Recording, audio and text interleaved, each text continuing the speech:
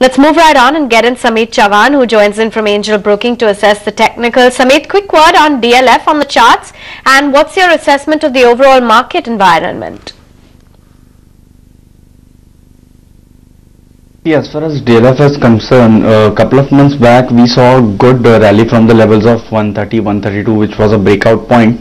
However, since then, after reaching 155, 160, this stock slipped into a consolidation mode, and what we are seeing in last 3-4 weeks is a clear sign of consolidation. Slowly, steadily, we expect this stock to move higher. 180, 182 could be the next possible levels, which is quite possible, but it will take some time, probably 6 to 8 weeks time. Till then, 150 to 152 would act as a very strong support for DLF. As far as Nifty is concerned, since last couple of weeks we have been witnessing consolidation phase in index. It's been moving within a range of 150-200 points. Lower side now 8500, 8518 has become a very strong support zone, and higher side we expect 8720, 8750 to act as a resistance. For momentum traders, probably there could be a buying opportunity by keeping a strict stop loss 30-40 points away from current level, which is at 8580. But we don't expect any aggressive moves as such. 8680 to 8700 is the next possible levels.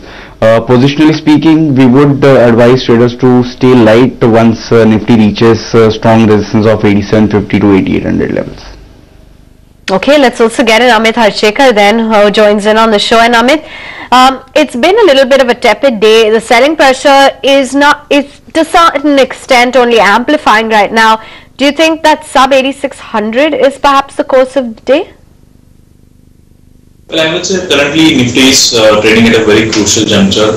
The crucial support for Nifty future stands at 8564. Coincidentally, the same level turns out to be the price where FI rolled over their long positions in index futures. We believe as long Nifty futures closes above 8564, there is a still possibility of Nifty retesting this upper band of trading range, which is falling between 8750 to 8780 on the future side. By any day or even on a closing basis, if we see Nifty closing below 8564, then I think this trading range would get violated on the lower side, and we can expect a correction towards 8350. But so far, since we are trading above that, we are expecting a recovery back towards 8750 on the index futures.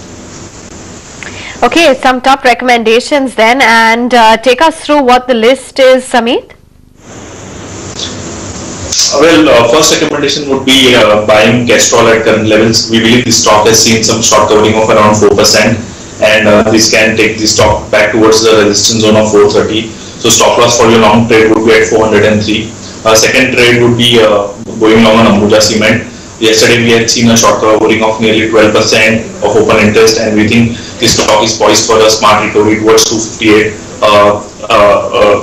towards 272. We would recommend stop loss of around 258. By any day, if it closes below 258, you can expect further short build-up on the lower side. Third recommendation would be going short on Tata Communication. We are seeing long unwinding taking place in Tata Communication. We have seen a cut-off of nearly 4% of open interest, and we believe this stock is poised for a decline towards 445 to 450. Stop loss for your short trade would be at 495 on an intraday basis. And last one would be going short on Century Textiles. Now this stock has seen massive short build-up. We have seen addition of nearly 16% of open interest in last 3 trading sessions. And we believe this stock is poised for a decline towards 644. Stop loss for your short trade would be at 686 on an intraday basis. Okay, let's also get in some top recommendations. Samit, a buy and a sell call.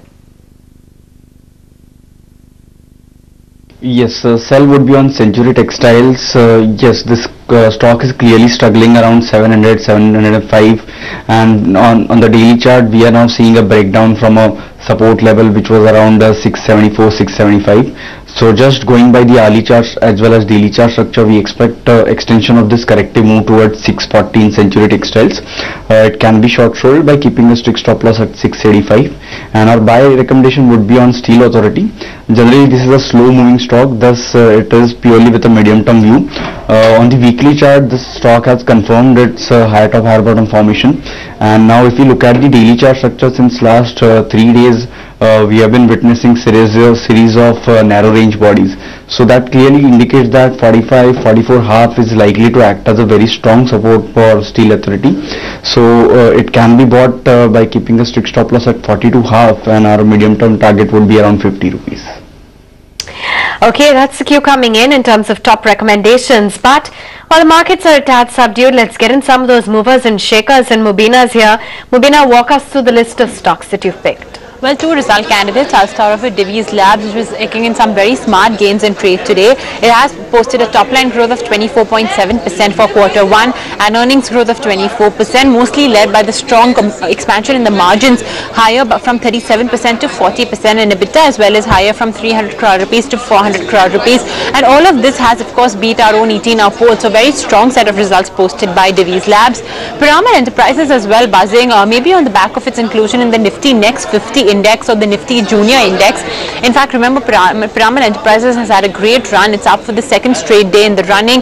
It's made a fresh record high once again today, and it has rallied almost 92% in this last 1 year.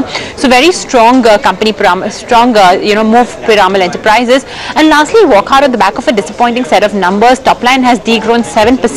EBITDA has come down 50%. It's halved from 165 crores to 85 crore rupees, which has in turn led to a margin compression of around 600 basis points from 14.5% to 8%, and in turn that's led to an earnings compression from 92 crore rupees to 16 crore rupees. So that's a 92% drop in earnings, and that's the reason why Wockhardt is under pressure. Okay, thanks very much for listing out all of those top movers and shakers. Well, as promised, we've got some viewer queries as well lined up on the show, and this is a query coming all the way from Japan. We've got a live caller with us. Ratan joins in on the phone line with a question on Newsmaker of the Day, that's Wockhardt. Hi there, Ratan. Welcome to the show. Good to know that you're tuned in to ET Now. How can we help you with Wockhardt? Yeah, I'm holding 100 shares of Wockhardt, which I purchased at 1,070 rupees last month. Okay. And right now Wockhardt is going down, so how do I handle this situation?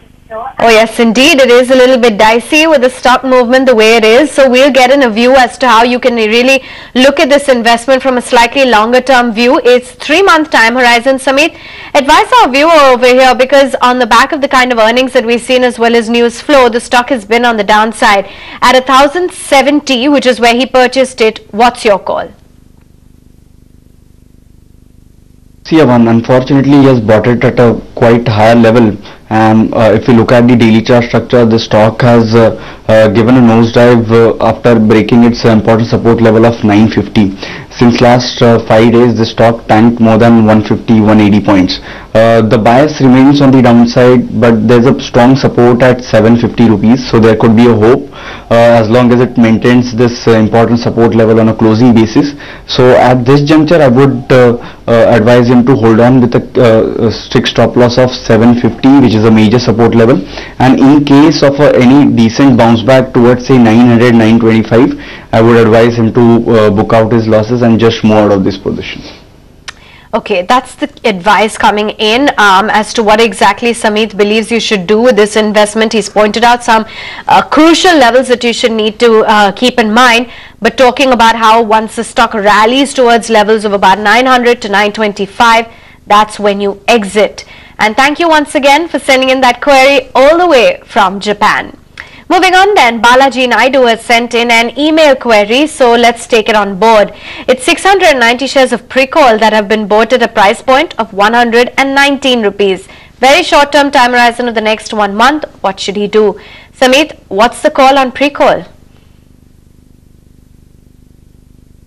This stock has already given a spectacular rally in last 2 months from the levels of 50-55 with substantial rise in volumes. However, since last 2 to 3 weeks, we have been witnessing some sideways movement in the stock.